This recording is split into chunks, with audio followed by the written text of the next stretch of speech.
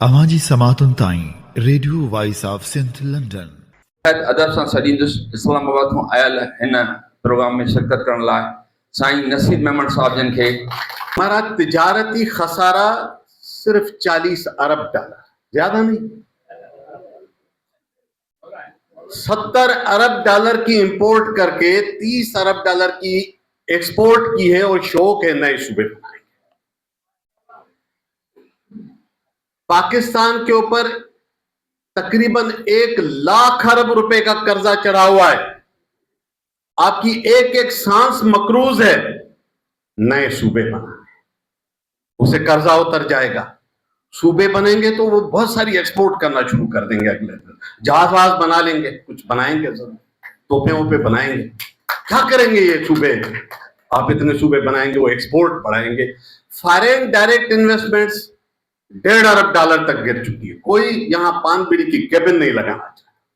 ये हालत है आपके मईशत की। उधार की सांसें लेते हैं और शौक चढ़ा हुआ है कि 35 सूबे बनाए। जो सर्कुलर डेब्ट है, गर्दिशी कर्जा जिसे कहते हैं, सिर्फ एनर्जी के शोबे का 5000 अरब रुपए तक पहुंच गया है। इनमें से कोई मसला इनको नजर नहीं आता। सूबे बनाए तो ये मसला हल हो जाएंगे, ये गर्दिशी कर्जा भी खत्म हो जाएगा। ये पाकिस्तान के ऊपर बैरूनी कर्जा, दुनिया कहेगी क्योंकि आपने सूबे बना लिया आपको कर्जा माफ, आपसे कोई पैसे नहीं लेते, मुबारक हो आपने सूबे बनाए। तो जरा इनकी सलाहियत देखिए पाकिस्तान के मर्ज के तशखीस की, और जरा सलाहियत देखिए जो इलाज पर। शबीर अहमद जमाली, अनवर बुदी जबरी गुमशुदगी के खिलाफ अकल पे हैरानी होती है। वो सचल ने कहा था कौमी कारकुन आए, उन्होंने फौरी तौर पे आजाद कर। जो फंडामेंटल इशूज है पाकिस्तान के, ना कोई असेंबली चलने देते, ना कोई वजीर आजम यहाँ सांस लेके 2.5 साल के बाद हुकूमत कर सकता। वजीर आला साहब असिस्टेंट कमिश्नर नहीं लगा सकते इस वक्त मुल्क में। सूबे चाहिए। सर में दर्द है, घुटनों की मालिश करने से ठीक हो। क्यों शौक चढ़ा हुआ है फिर ये सूबे बनाने का? कुछ बड़ी शदीद फ्रस्ट्रेशंस हैं इस्लामाबाद को, कुछ बड़ी उनकी छोटी सी मासूमाना ख्वाहिशात हैं जो पूरी नहीं हो रही। छोटी छोटी ख्वाहिशें, सूबे के मदनी वसाइल हमारे हो जाए, बचकाना खाए मामूली से, सूबों के सारे पैसे हमें मिल जाएं, इतनी मासूमाना ख्वाहिश है। सूबे भी तो क्या करते हैं, सुनते नहीं उनकी, ऐसी ऐसी ख्वाहिश है। इस मर्तबा जो बजट बना है, सूबों के अपने वसाइल के 2500 अरब रुपए इस्लामाबाद ने लिए जब जाके बजट बना है इनका। सिंध के तकरीबन 950 अरब रुपए जाते हैं, 865-70 अरब रुपए मैंने कैलकुलेट किया। उसमें स्ट्रेटेजिक नीड के नाम, अब स्ट्रेटेजिक नीड इतनी मुकद्दस चीज है, अब सवाल ही नहीं कर सकते। इनकी मेहरबानी 1200 अरब मांगे 5000 अरब ले लेते, कौन कहता है स्ट्रेटेजिक नीड पे नाम? फिर कैश सरप्लसेस में सूबों ने पैसे दिए, फिर पेट्रोलियम सेल्स टैक्स को हटा के लेवी बना के सारे पैसे उठा के अपने पास रख लिए। तो 2500 अरब रुपए सूबों की जेब से निकाल के हुकूमत चलाने वालों को शौक चढ़ा हुआ है 35 सूबे बनाने का। तो अकल देखिए, कोई लॉजिक, कोई सेंस काम करती है।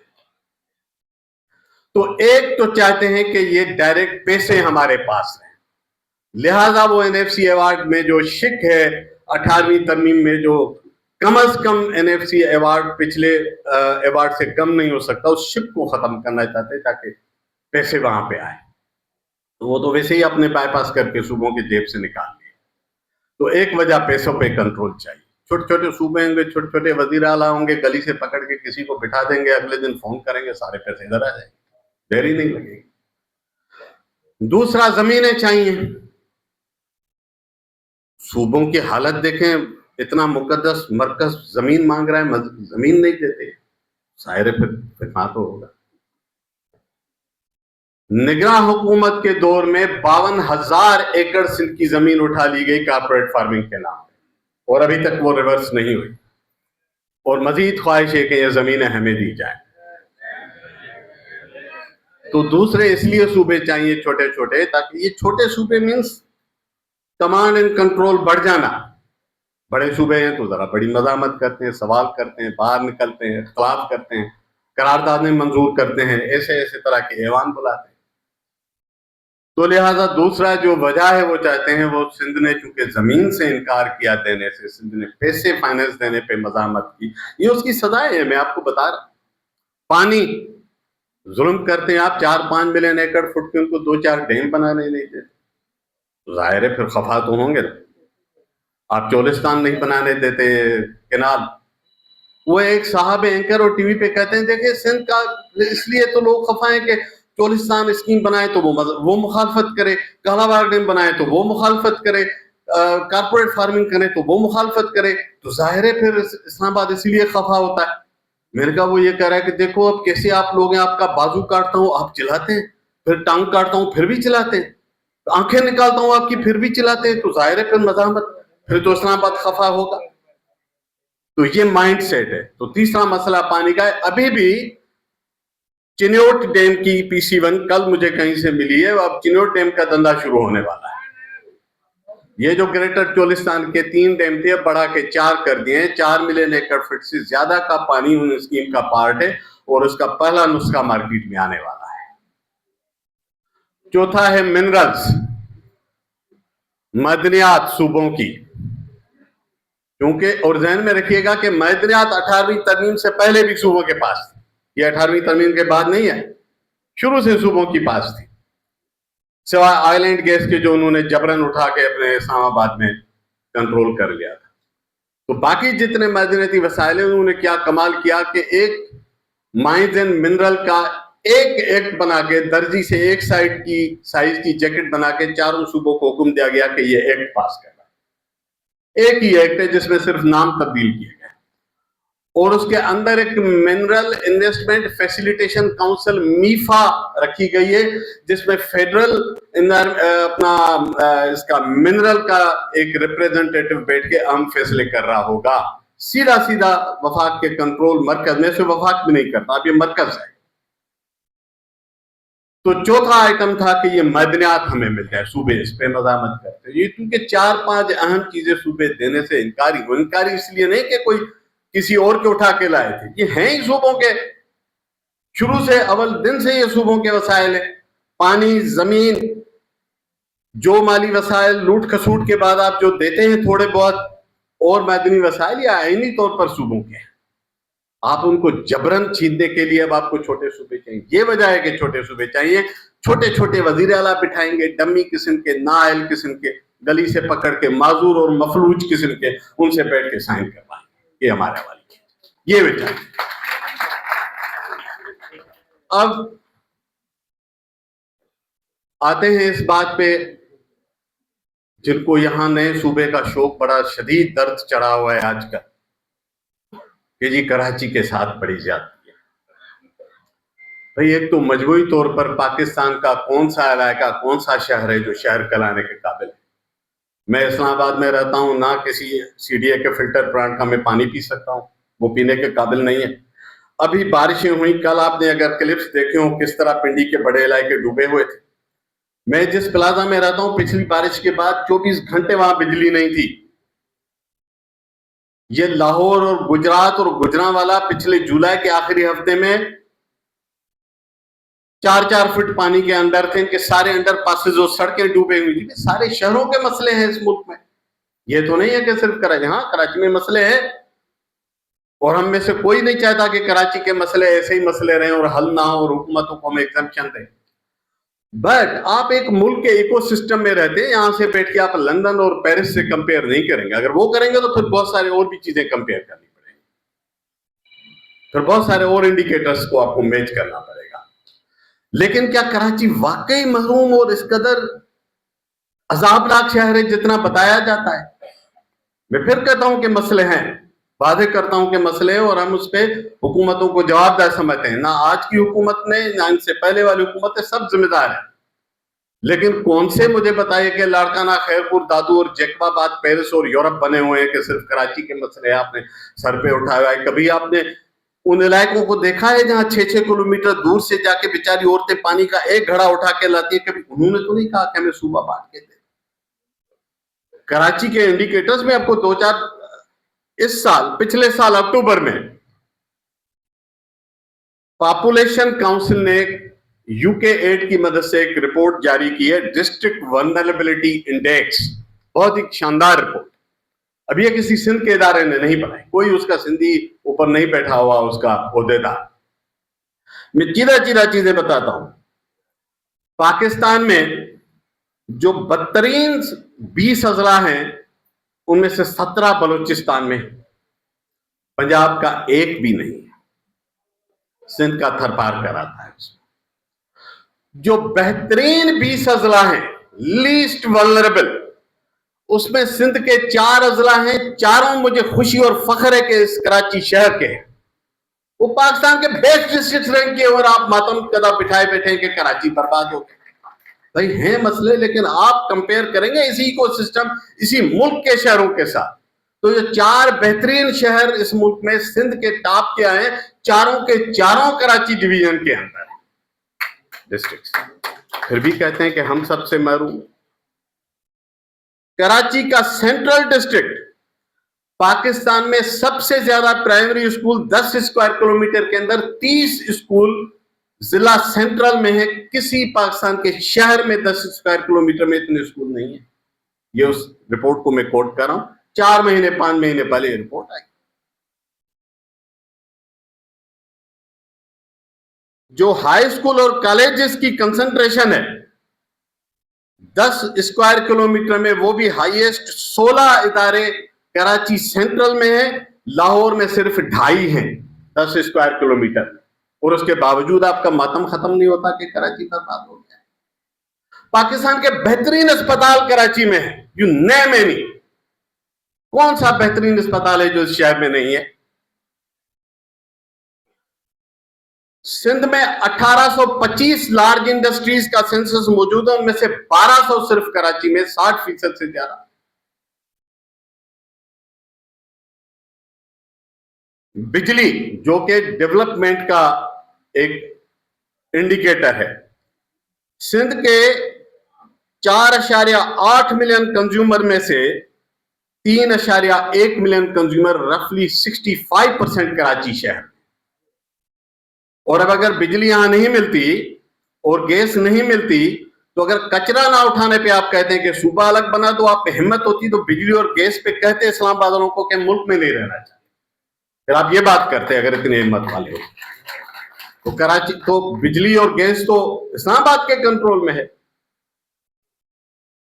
68% बिजली के कंज्यूमर इस एक शहर में है। मैं फिर कहता हूं, बिजली डेवलपमेंट के इंडिकेटर के तौर पे देखिए, यहां इकोनॉमिस्ट बैठे हैं, मुझसे बेहतर उनकी अंडरस्टैंडिंग है कि व्हाट डज इट मीन जब इलेक्ट्रिसिटी का आउटरीच इतनी बड़ी हो।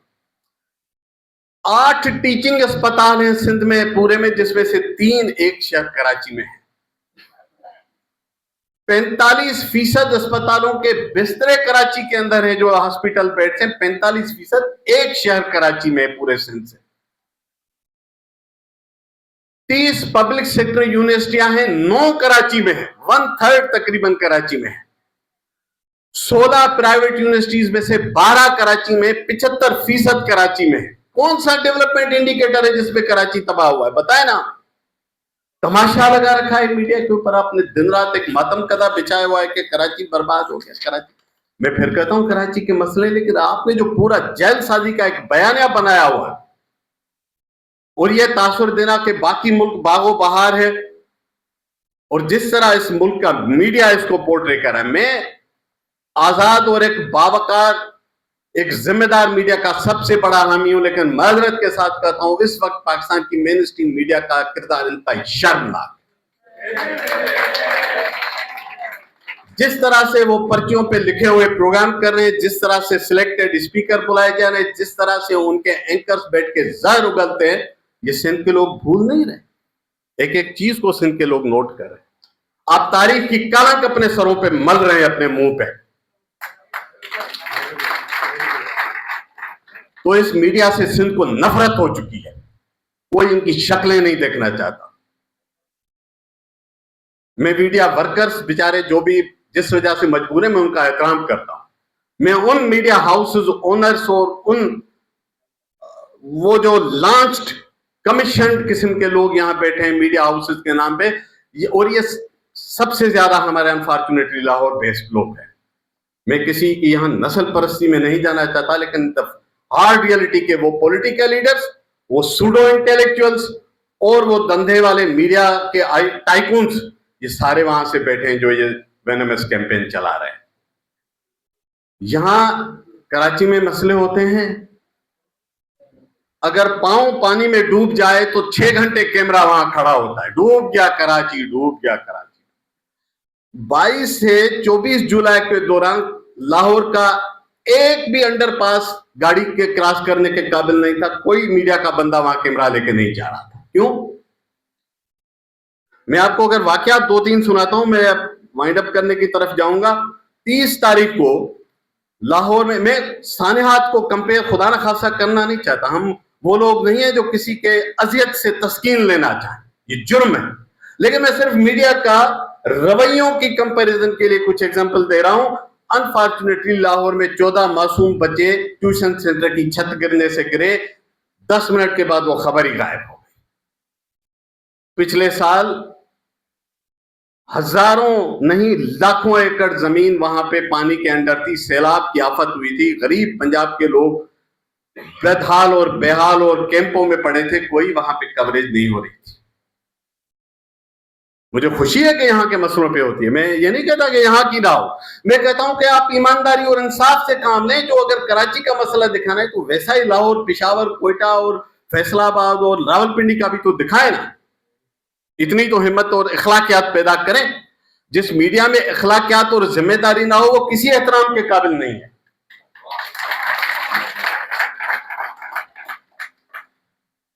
یہاں پہ 6-7 مہینے پہلے ایک معصوم بچہ گٹر میں گر گیا, اس کی زندگی چلی گئی. وہ ہمیں اپنے بچوں کی طرح عزیز ہیں, اس کی اذیت کو محسوس کرتے ہیں.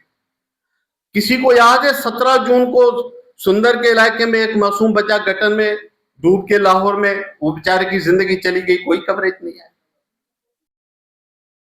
یہاں کا ایک نوجوان قتل ہوا ہے, مجھے خوشی ہے کہ اس کے لیے آواز اٹھائی جا رہی ہے. جب تک اس کے قاتل سامنے نہیں آتے میں بالکل داد دیتا ہوں. لاہور کے ایک تھانے میں جوان سال 2 خواتین پراسرار طور پہ مر گئیں. جعلی پوسٹ مارٹم رپورٹیں ان کے وہاں کے نیوز اینکرز کلیم کر رہے ہیں کہ ان کی کوئی سینس نہیں ہے. کوئی میڈیا ہاؤس اس کو نہیں اٹھاتا. وہ پاکستان کی بچیاں نہیں تھی. تو یہ جو تعصبی نقطہ نگاہ ہے جس میں آپ کی دنیا کے سارے مسائل اور خرابیاں اور بربادیاں صرف کراچی کے کھاتے میں دکھا کے اور ایک صوبے کے مطالبے کو ہوا دینے لگتے ہیں, کبھی سندھ کے لوگ اس طرح کی تعصب پرستی کو قبول نہیں کریں گے. ہم چاہتے ہیں کہ کراچی میں ہر رہنے والے کو انصاف ملے, پینے کا پانی ملے, سڑکیں صاف ہوں, کچرا اٹھایا جائے, اور اس میں جو غفلت ہے اس کی ذمہ داران بالکل ہم سمجھتے ہیں کہ سندھ حکومت اس کی ذمہ دار ہے. لیکن اس کو سنگل آؤٹ کرنا کر کے اس کے بیسس پہ اگر کوئی کہے کہ ہم صوبہ بانٹیں گے, ہم زمین بانٹیں گے, بھول جائیں یہ سندھ کا نمائندہ ایوان بیٹھا ہے, یہ پہلے دن سے ان چیزوں کو رد کرتا ہے, آج بھی رد کرتا ہے.